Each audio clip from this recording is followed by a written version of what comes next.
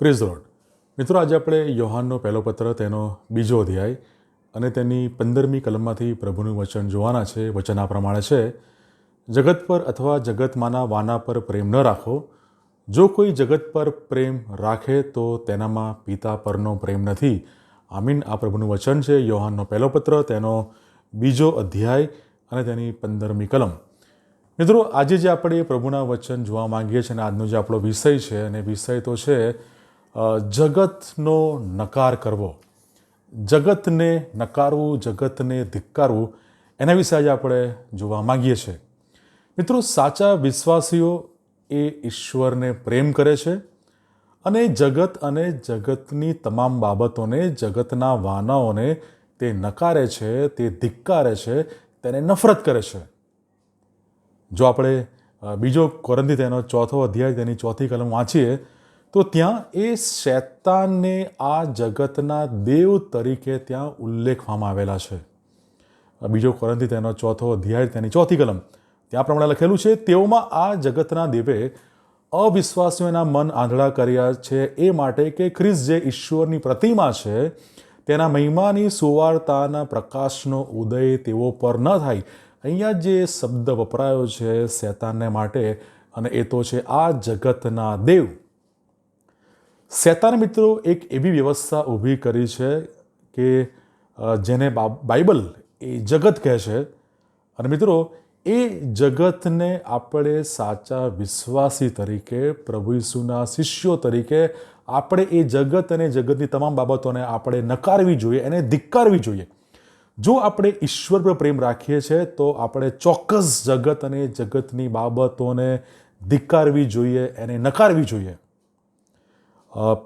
પહેલો યોહાન તેનો બીજો અધ્યાય અને 16 અને 17 કલમ, જે આપણે હમણાં જે અધ્યાય વાંચ્યું પ્રમાણે લખેલું છે, કેમ કે જગતમાં જે છે તે એટલે દૈહિક વાસના તથા આંખોની લાલસા તથા જીવન અહંકાર તે પિતાથી નથી પણ જગતથી છે.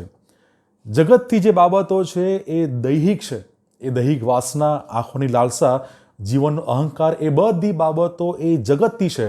અને મિત્રો, એ બાબતો પર આધાર રાખીને, એ બાબતો પર પ્રેમ રાખીને આપણે કોઈ પણ સંજોગોમાં અનંત જીવન પામી શકતા નથી, તારણ ઉદ્ધાર પામી શકતા નથી. કારણ કે જગત અને જગતની લાલસા એ જતા રહે છે, પણ જે ઈશ્વરની ઈચ્છા પૂર્ણ કરે છે તે સદા રહે છે. જગત અને જગતની લાલસા, જગતની દરેક બાબતો એ ક્ષણિક છે, એ થોડા સમય માટેની છે, પણ ઈશ્વરના વચનો એ સર્વકાળ એ ટકનારા છે. અને મિત્રો, એ બાબતો આપણે ખાસ ધ્યાનમાં રાખવી જોઈએ. જગત અને જગતની બાબતો, જગતના વાના એ ક્ષણિક છે.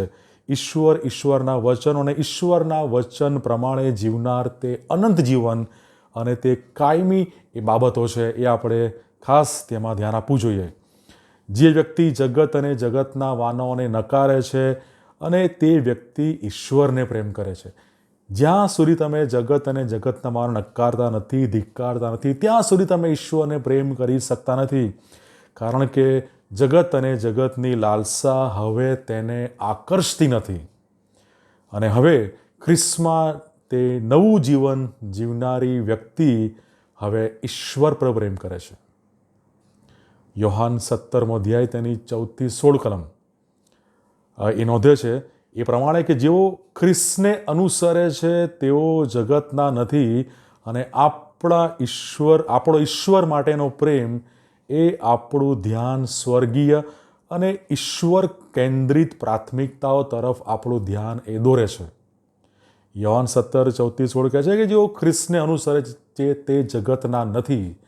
જો આપણે ખ્રિસ્તને અનુસરીએ છીએ, ખ્રિસ્તને માનીએ છીએ, ખ્રિસ્ત પર વિશ્વાસ કરીએ છીએ, તો આપણે જગતના નથી અને જગતની બાબતોથી આપણે દૂર રહેવું જોઈએ. જગતની બાબતોને, જગતને આપણે નકારવું જોઈએ. અને મિત્રો, એ બધી બાબતો આપણને ખ્રિસ્ત અને ઈશ્વરની પ્રાથમિકતાઓ તરફ આપણને એ આગળ વધારે છે. અને મિત્રો, શું તમે જગત અને જગતના વાનાઓને ધિક્કારો છો?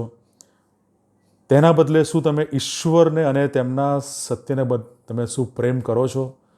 જગતને ધિક્કારો છો, ઈશ્વરને પ્રેમ કરો છો? અને જો તમે ખ્રિસ્તમાં તથા નવા જીવનમાં આગળ વધો છો તો તમારે જગત અને જગતની બાબતોને તમારે મૂકી દેવી જોઈએ, એને નકારવી જોઈએ. જગતને નકારવું, જગતને ધિક્કારવું અને ઈશ્વર પર પ્રેમ કરવું, આપણી પાસે એક સચોટ કારણ એ હોવું જોઈએ અને બાઇબલ એ કારણ આપણને આપે છે. ગલાતીઓનો પત્ર તેનો 1 અધ્યાય 5મી કલમ નોંધે છે, તેમણે આપણા પાપોને માટે પોતાનું સ્વાર્પણ કર્યું, એ માટે કે આપણા ઈશ્વર તથા પિતાની ઈચ્છા પ્રમાણે તે આપણને હાલના ભૂંડા જગતમાંથી છોડાવે. ઈશ્વરે મને ને તમને આ ભૂંડા જગતમાંથી છોડાવવાને માટે તેમણે પોતાના પુત્ર પ્રભુ ઈસુ ખ્રિસ્તને મોકલ્યા અને એ ખ્રિસ્તે પોતાનો પ્રાણ વધસ્તંભ પર આપ્યો કે જેથી આપણે ભૂંડા જગત અને એની અસરોથી આપણે છૂટી શકીએ.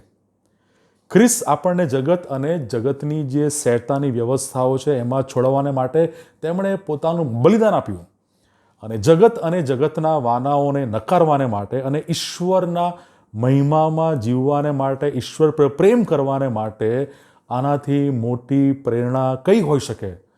તો મિત્રો, આવો જગતને નકારીએ અને ઈશ્વરને આપણે પ્રેમ કરીએ અને ઈશ્વરના માર્ગોમાં આગળ વધીએ. God bless you.